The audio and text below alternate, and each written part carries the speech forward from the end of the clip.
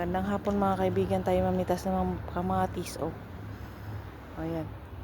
Ang aking alaga, ayan, ang kanyang paa. Ayan, hindi ko napapakita yung mukha.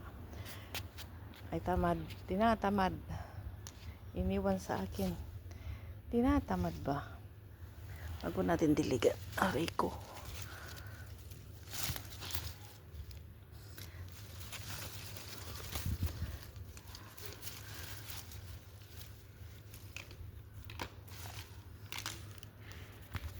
You do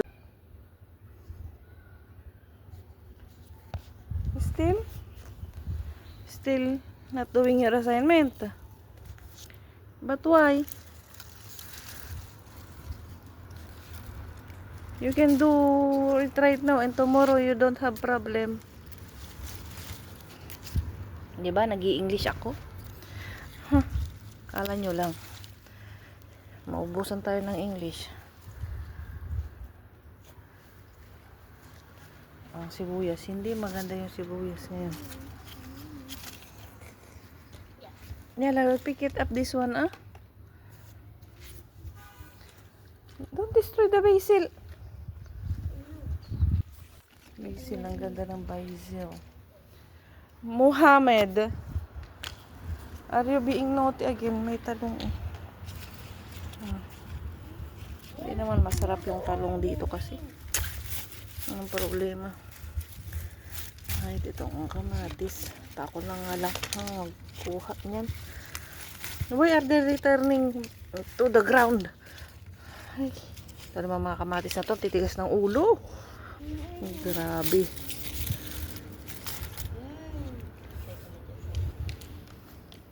Doon tayo. O yan, isa pa. Namumuti. They are not red or yellow. They are white. Why? Why, Muhammad? Why? Oh, ito man. There's this here. It will ripe inside. All We will pick it all already. Who will pick this up? We will be going somewhere for 3 days. 4 days. If you said until Sunday, di ba nag-i-English si Cynthia?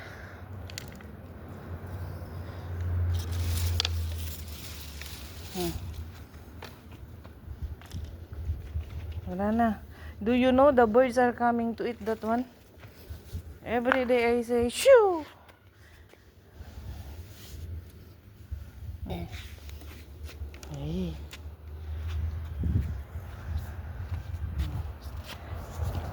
This one is called desert rose. desert hose. Ang bougainvilleang tricolor. Orange, pink. Nasaan yung yellow? Ayan, white. Pero nanggaganyan na. Sa mga mulaklak ulit. Ayan, ang aking alaga. Anong pinagagawa niya. Mohammed. Ay, Muhammad. Because we're early tomorrow. Ayan, may talong malaki. What is this? That's for. Look at your back. It's a cherry tomato. Ayan.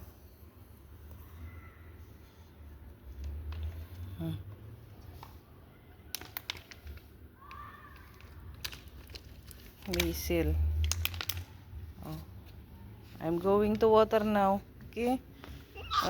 Go, Mandi. Tigas talaga ng ulo. Here, watering the place. Bye. Bye.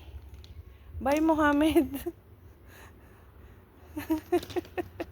Bye daw, nag-wave naman. Say bye, hindi wave. Tinitraining ko magtagalog. Ayaw magtagalog. Say, kumusta kayo? That's hello. Kumusta kayo?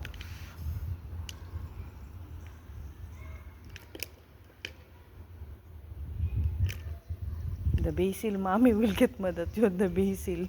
He love basil. You know, mommy love basil. Why is the onion not coming out really properly? Huh? Let's pick one. That one looks good. Then what about the garlic? The garlic is not ready that one until summer. Hmm? Uh-uh. The garlic will be ready in summer. How do Summer. you know? If all the garlic are supposed to have that. Okay, but which ones are the garlic? It's easy to see, oh. You cannot see the garlic. This one, the garlic. This one. No, the onion, that one. Where's the garlic? That is the onion. Where's the garlic? That one, ah. This one is the garlic. That one, 2, 3, 4, 5. I planted this one. Then let's pick them. They're ripe. Not ready, that one. There is nothing inside that one. Tomato. Kinain niya na yung cherry tomato. Wash first, wash. May lemongrass din dyan, oh. My strawberries are not growing. Where is your strawberry? Here.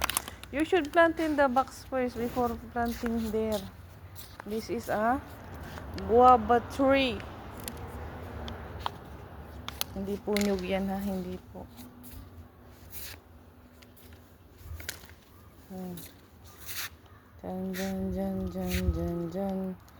Dyan ang aking alaga. Ayan.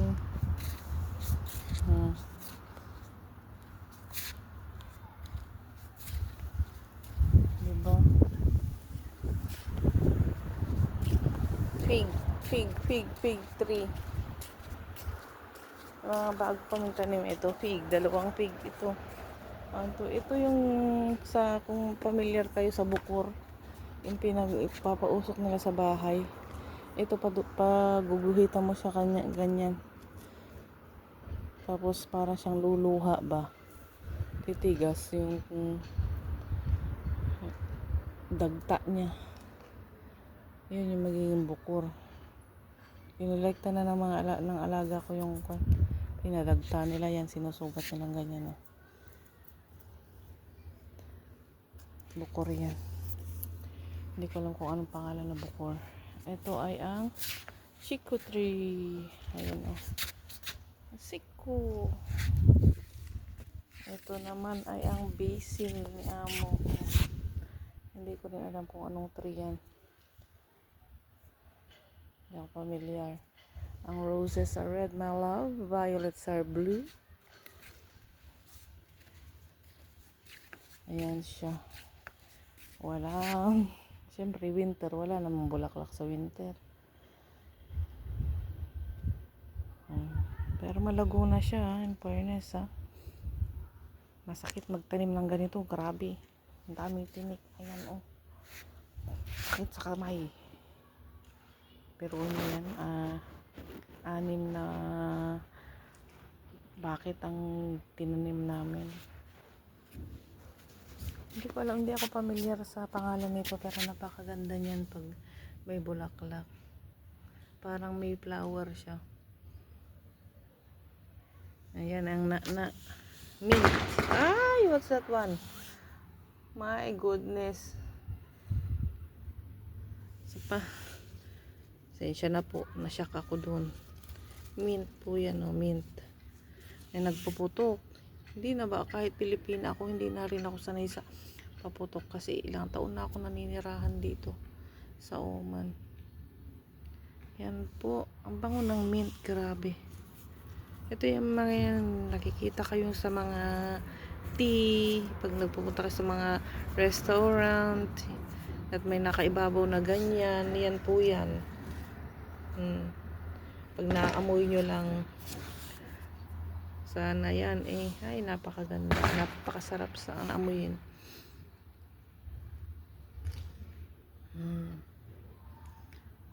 Ang ating bougainvillea, pink na ganyan.